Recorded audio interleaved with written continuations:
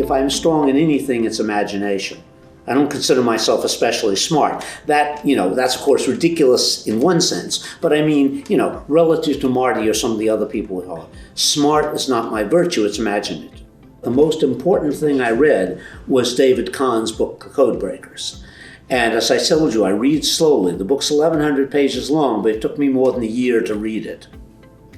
And what I was thinking about over this period of time was what the requirements for a cryptographic system were.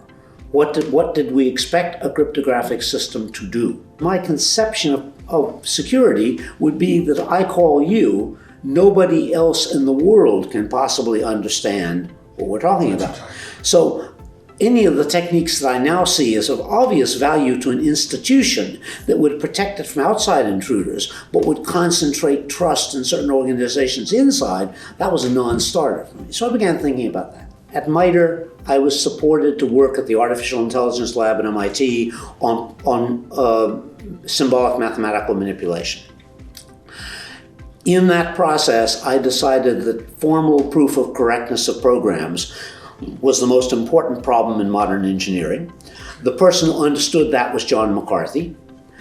And John McCarthy came around and I talked to him and he hired me. Computer science is immensely interesting, but the thing that's really going to change the world is biology, genetics, development.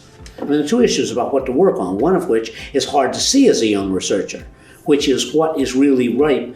It's easy in some sense to see what's interesting, particularly to you, but seeing what exactly is the right thing to be worked on at that moment, where the tools, that requires breadth of knowledge that doesn't typically emerge till later in your life. Einstein worked on something called the Prague theory, and he couldn't solve the boundary value problems. So he folded the universe up to get rid of the boundary, and that's why we live in a universe without a boundary. Of course, that sounds like nonsense.